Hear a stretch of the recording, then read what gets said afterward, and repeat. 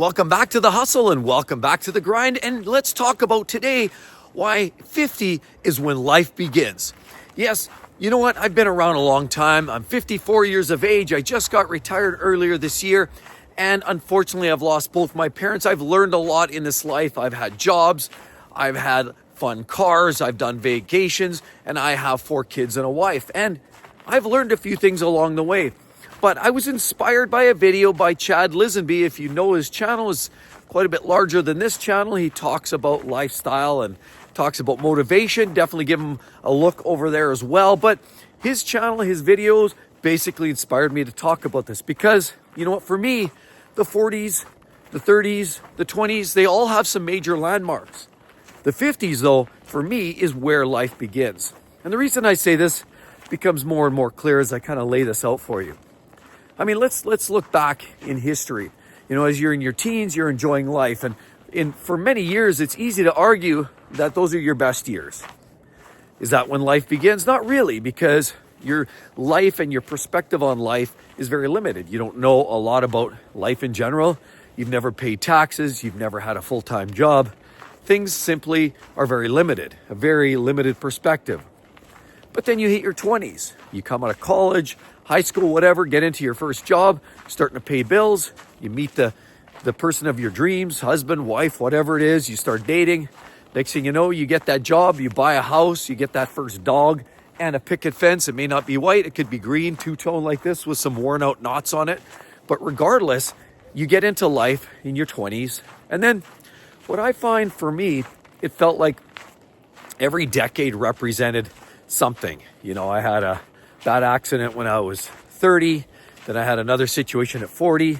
You know, everything seems to be coming in decades for me. And you, honestly, as you go through life, you're basically a culmination and a collection of your experiences. And you know what? I want to share this piece because in my own personal opinion, in life, we're a product of our environment. But we can affect that environment because why?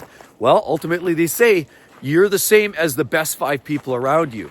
So the choices that you make in life are a big part of how you're going to live your life. So are you successful in your mind or are you not successful? A lot of that is driven from decisions we make earlier on.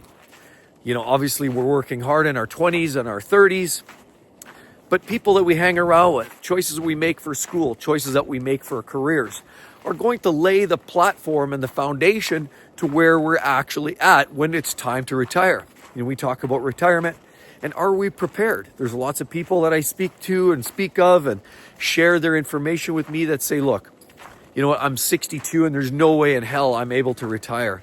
And it's unfortunate. You know, I know lots of people like that, and it's becoming much, much harder in today's day and age with high taxation, cost of living increases, and the parity is just not there. It's quite disparaging, if I could say that. And people just generally don't have the money that it takes to comfortably retire, you know, to take that peace of mind. You know, it's difficult. Even if there are people, more and more people these days feel that, you know what, even it seems like they might have enough to retire, but they're still not have the confidence in doing so simply because they're not, you know, they have to consider the fact that something major could come up. Major house repairs or car repair or replacement or some medical conditions, and a lot of Medicare or healthcare programs aren't the same across the globe. Here in Canada, it's not amazing, but it's something. So every place, people have to think about that, and more people are getting nervous about retiring early. But realistically, where does life begin? In your 20s, you're getting started. You know, you're starting to date, maybe you get married, usually mid, late 20s. If you're getting married at all, quite often then people start moving in through their career. Once you're in your 30s, you start to figure out, kind of have a better perspective on where your career is headed. And you quite often wind up just pushing down that road, you know, going down that road. Quite often people start looking for advancements, trying to get pay increases, looking at how they can now transfer their newly found skill set into a next level for pay, for, you know, just moving up and getting better. So you're busy, you're hustling, you're shaking. In your 20s, quite often people are very much thinking about, how do I move up? How do I get the next raise? How do I do this? And, you know, by that time, quite often, in many cases, people start having children, you know, late 20s, early 30s. people now are starting to have kids, and of course that keeps you busy. You have a new baby in the house, things are absolutely busy off the hook. We know that, we've been there, we've done that, and a lot of you have as well. And so what that does is create a sort of chaos in the household, if you will, where it's between work during the day, kids in the evening, and it's a constant back and forth, and there's very little downtime. And the only downtime comes in a way of possibly taking that 2-week vacation to Mexico or whatever you had planned. You go there, you chill out, you relax, and unfortunately it's very seldom truly relaxing because it takes you a week just to wind down. You're still thinking a little bit about work, about things that you didn't do, things that you got to get caught up the week after you get home. And so it's very difficult to actually totally unwind. Even in a 1-week vacation, that's not enough. 2 weeks, barely, you're just getting started. So realistically, your life is just a constant spinning circle of, changing diapers, taking kids to sports and school, going, doing your work, your job, thinking about how can I advance, getting those pay increases, and this constant back and forth. But one thing you're not doing is enjoying a lot of downtime, a lot of you time. Because in your 30s, things are busy, and society in general has everybody believing that you have to be a productive member of society. So there's this pressures all the way around. Pressures to perform at work, pressures for kids to make sure that they're doing their work, their schoolwork, all of that. Pressures from society in general that we all have imposed on us, because if we don't live up to societal expectations, that's where we fall short, or we feel like we've lost and lack success. So 30s are very, very, very busy, and arguably one of the busiest times in your life. Then you hit the 40s. 40s, it's a continuation, but now what you're finding, typically in your 40s, now your kids are a little older, you're a little bit more involved in sporting activities. By this time, you're well settled into your career, and chances are, if you haven't found a senior seat at the big table, by that time, it's going to be a very difficult uphill climb, specifically once you hit your late 40s. There's a good chance that those decisions have been made at much higher levels than you and I can possibly dream of. And unfortunately, these are the conundrums. And in your 40s, now you're working at trying to pay down a mortgage, you're making your car payments, you're doing all those things on a day-to-day basis, and life keeps going around and around. You're still fighting and clawing, trying to make your way to the top. You're trying to make your way, trying to maximize the yield from your company, your job, your corporate life. You're trying to do all of that. And unfortunately, the best years of your life are sailing by before your very eyes. And I've seen this time and time again where people look back, in their 60s, and then they think, life was a blur and I never really enjoyed it. And that is, to me, so criminal, because I told you a couple of people that I worked with very, very closely worked till they were 65, just trying to save up, get the squeezed every last lemon out of their pension. And then they finally retired at 65, only to last a year. One of them lasted a year, the other one not quite a year. And to me, it's quite devastating, because we spend our entire life focusing on getting that last ounce of pension, getting that extra year in of service to get a little bit of extra money, pay off that mortgage, pay off that house. We're in this constant chasing of the carrot. The carrot is getting further and further and further and further away, to the point where we'll never really catch up. See, that's the problem, and that's the trap. And I'm starting to realize that you'll never really catch up. The carrot will always be just out of reach, just out of reach, and you will never really quite catch the carrot. Now, sure, you might get your mortgage paid off.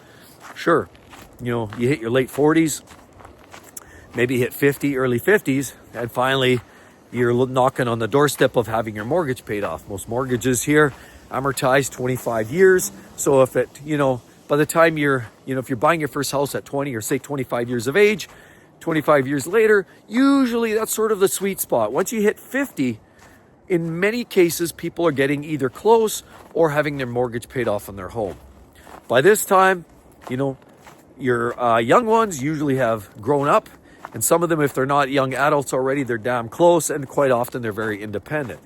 You see, so as you sail into your 50s, you now become to a position where you're mortgage free. Quite often, you have less of the dependence depending on you. And this is what I'm finding. What this leaves you with is a lot more time. And in some cases, depends how you played your cards right, because we spoke about this earlier. If you play your cards right earlier in life, you may have a bit of a pension.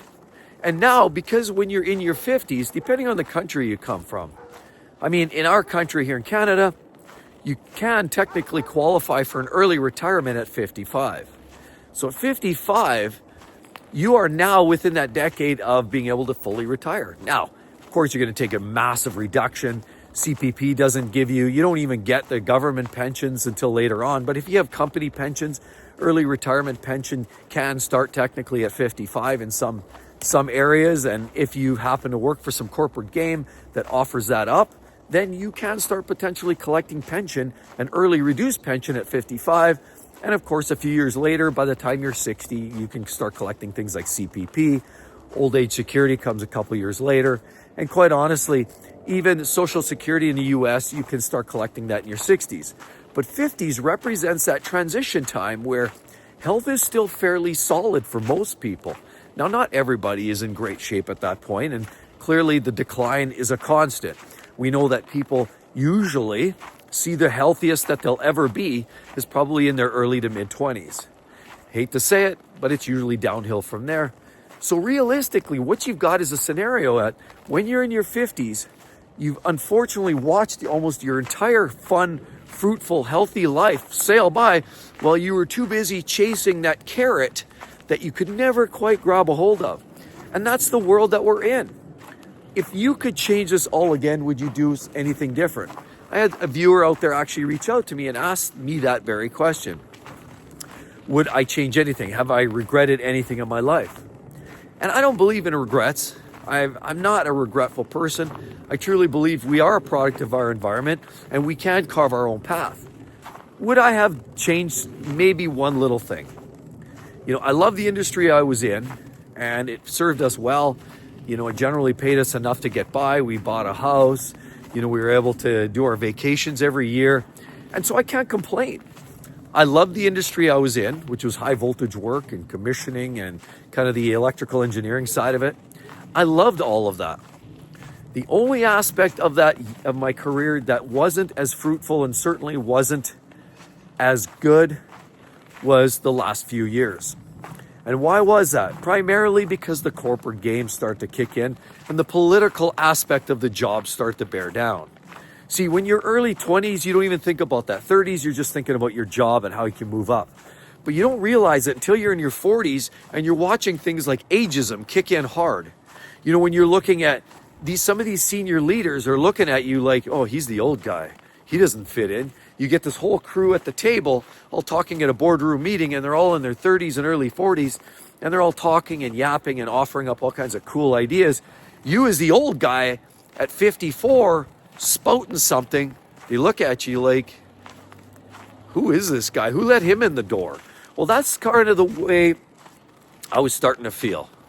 And I hate to say that, but that's the way I was feeling, like that silly Uncle John over there that, he just sits in the corner and plays crib all by himself because nobody else wants to play cards with him. And he's not very good at poker, so he just sort of does his own thing in the corner. Or he plays dominoes by himself on the kitchen table while everybody else is partying in the living room.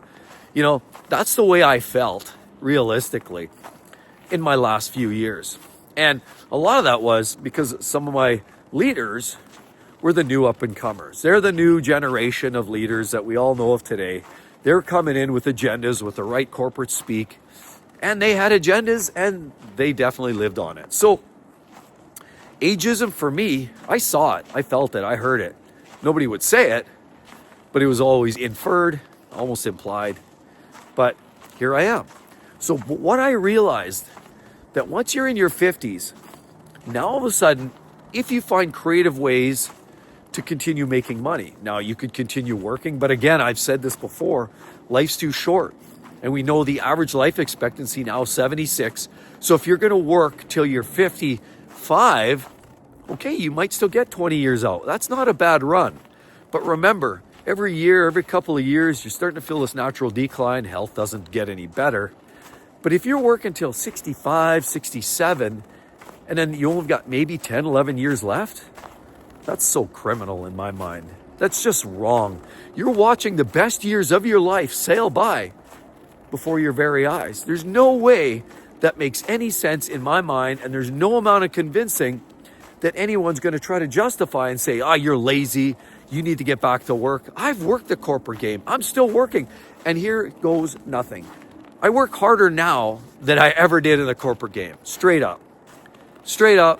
I do social media.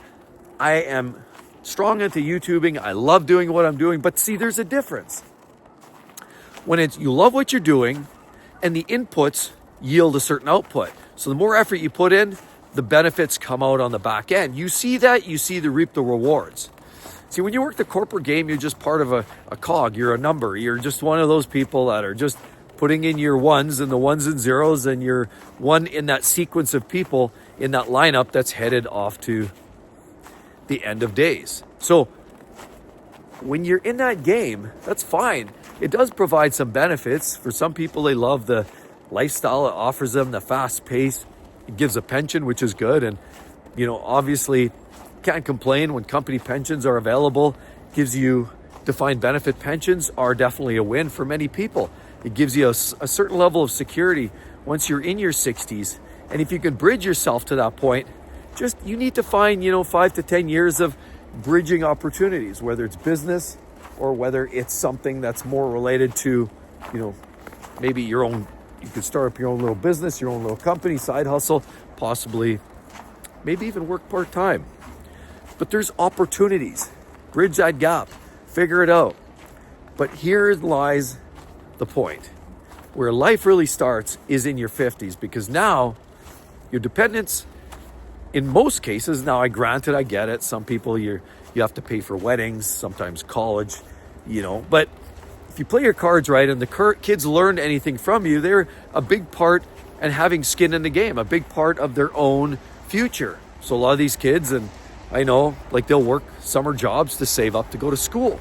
So this routine of working and earning what you keep is a big part. And that's a big part of having them learn an accountability and a responsibility in their own future. And realistically, teaching them those traits is a win. I mean, that's building real character in the kids. And so, yes, while in your 50s, sometimes you're helping with weddings and top-up costs and, car repairs and, all these things in schooling. A lot of times we are playing that role still as parents, but they are alleviating some of that cost. And at the flip side is, now in most cases, the mortgage is gone. Maybe your last car payment is gone. Maybe now you're in your 50s, you finally have some time to enjoy. Maybe you can take those trips. Maybe you can buy that fun sports car because now you're not making those payments on that mortgage. But take that with a grain, because as I've said before, don't get into big debt. I've said this time and time again. If you can buy that little sports car, do something, if you can pay for it cash, and it doesn't have a big impact on your overall savings, and it doesn't have an impact on your retirement, then go for it. All I'm saying is, everybody's in a different financial state, and the bottom line is, you just got now at 50, in your 50s, you're sailing through into that opportunity where you have that time. You have that time to spend, with your siblings. You have that time to spend with your parents. Well, if they're still around, you have that time to spend with your kids. And you have time to even just walk and talk and do your own thing. The 50s truly is where I believe it is where life starts. And again, you could say the same argument for your 70s or 60s or 70s, but sadly, we already know that chronically people start getting ill by the age of about 65.1 years of age. So if a person's starting to get sick on average in the 60s, then clearly that's not the beginning. And in the 70s, most people are just too tired to really enjoy life at that point. So yes, 50s is sort of where you're trailing off in your career, but if you play your cards right, you transition into a world of either semi-retirement, personal small business, or even just transitioning purely and just chilling at home and doing the things that you want to do. The 50s is the sweet spot. In my own personal opinion, I can see it. I lived through all the different decades now behind me.